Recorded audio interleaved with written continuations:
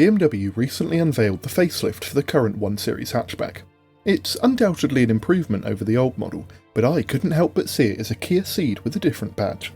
And I wasn't alone, the general consensus being that BMW had simply copied the Korean manufacturer, a sentence that would have seemed unthinkable 2 decades ago, when every car maker had their own distinct design language. Or did they? You often hear these days that cars are looking more and more samey as the years go by, a sentiment echoed in the following quote from Autocar magazine. All cars look the same nowadays. There is more than a grain of truth in this complaint. I'm sure you're as bored as I am with the aero-look styling that now afflicts every executive car. So there you are then. Even well-established publications such as Autocar agree that cars are less individual looking than ever. But hold that thought for a moment.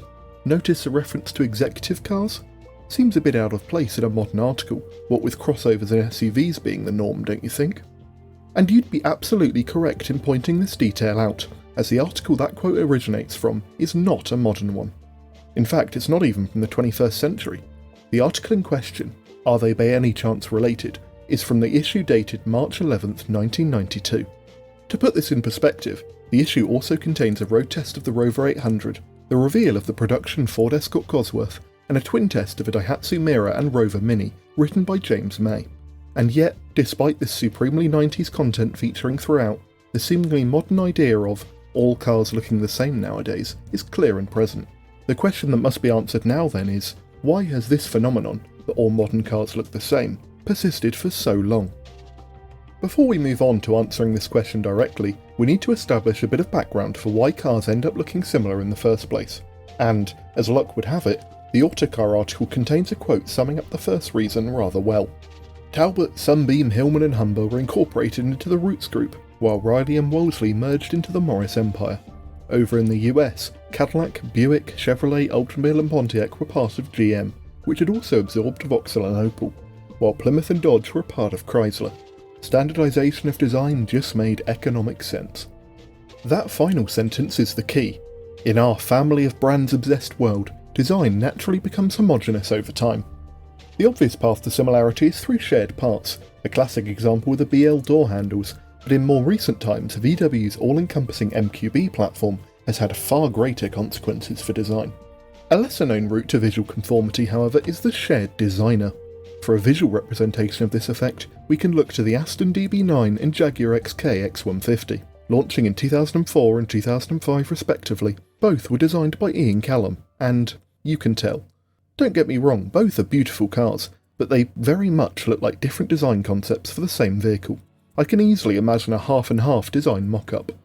For an older example, I present the Yugo Florida, Seat Ibiza, Renault 19 and Renault 21 Fastback, all 1980s hatchbacks designed by Giugiaro, and all clearly related in terms of design. The Citroën ZX could also be added to this pile as it looks like a twin of the Yugo, but as it wasn't a Giugiaro design, I've left it out.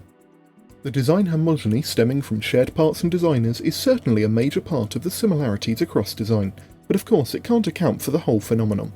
One of the other factors contributing is the 5-year design cycle, a self-explanatory name for the gap between the start of the design process and it hitting the market, the result of designing, modelling, engineering, marketing and production, among a myriad other steps.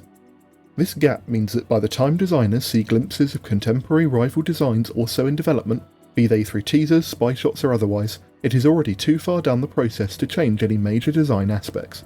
This is, in fact, the opposite of the designers copying each other idea that is thrown around in reference to design similarities, as it is extremely unlikely that designers and design studios of competing manufacturers collaborate or share ideas beyond surface level, no pun intended, concepts. Safety regulations also play their part in leading designs down the same path. Think of the high shoulder lines required for pedestrian safety, for example. To link back to a topic I was talking about earlier, crash regulations were officially the reason for the DB9 and XK similarity, but how much can be attributed to rules and how much to the designer himself is up for debate. Alright then, so those were some general reasons as to why models end up looking alike, but that only covers one half of the quote, the other half being specifically targeted at modern cars. But is this half true? We see older vehicles as more unique looking in large part thanks to their scarcity on today's roads, and the opposite also applies to current models. It's not just people moving on from older cars that causes this drop in numbers, however. There is also a bit of survivor bias, as performance variants of models fare far better than their normal counterparts. Take these two for example, the Hillman Avenger Tiger and Ford Escort RS 2000. They look distinct enough from one another, but comparing the family saloons they're based on tells a different story. But when the distinct performance versions make up a majority of the survivors, we tend to only think of those sporty models when comparing them, the GTR variants of the Nissan Skyline being a good example of exactly what I'm talking about. Another reason for ignoring the similarities of past models, whether subconsciously or otherwise, is that you naturally perceive the era of cars you grew up with to be more varied than any other. This is because this past era of cars were the ones you consumed media around during formative years, and thus shaped your perception of cars in general. The same principle can also be observed around media and technology, albeit to a greater extent. Speaking of media, shows such as Top Gear or Fifth Gear covered new cars extensively from the start, yet have now either ceased production or shifted focus. This results in new models of the past receiving plenty of TV coverage at the time, yet newer models not getting such luxury. Social media posts or YouTube reviews often having to fill the gaps, for better or worse. I know there will be plenty of people watching this video who have disagreed with one or all of my points up to now, and will doubtless be waiting for me to turn around and give a long-winded speech about the mediocrity of modernity, but sorry to disappoint. The indisputable fact is that car designers nowadays have greater freedom of scope than ever, with modern manufacturing techniques allowing models to be far closer to design renders than ever before. To show this, we can compare 6 crossovers to 6 family cars of the late 60s and early 70s. In what sounds like the strangest group test of all time, compare the Hyundai Tucson, Kia Sportage, VW Tiguan, Ford Kuga, Vauxhall Mokka and Renault Kadjar, with the Hillman Hunter, Fiat 125, Ford Cortina, Opel Ascona, VW K70 and Toyota Corona. It is clear that the design of the older models were dictated by the limits of mass manufacturing techniques at the time, while the newer cars, even if they may not be as nice looking, offer a far wider array of designs and styles. Mentioning crossovers also brings me on to another point, that car enthusiasts often disregard crossovers, SUVs and EVs as pointless and ruining the industry. It's up to the individual to decide whether these things are true, but what definitely leads to is a lack of knowledge about both segments, as any press release or news involving these models are swiftly ignored, in favour of shouting at Ford that a sporty V6 coupe would somehow sell well in today's market. This lack of knowledge or interest in these markets leads to indifference and apathy towards the models on sale, which, in any consumer goods field, would lead to a difficulty in telling models apart, but in the extremely grayscale world of modern cars is especially apparent. This disinterest towards certain categories of models is compounded by the illusory truth effect, a phenomenon in which a statement is repeated so often that people start to believe it, regardless of the amount of actual truth contained within. In this case, the sheer frequency that the "all cars look the same nowadays" mantra is repeated results in a minor case of this effect, whether people realise it or not. Similarities start to be seen whether they are there or not, but almost always in places they wouldn't have been noticed unless pointed out. While it is undoubtedly true that some current models look similar in their entirety, take the BMW and Kia I mentioned in the intro, or the Focus and Leon in the thumbnail, these are few and far between.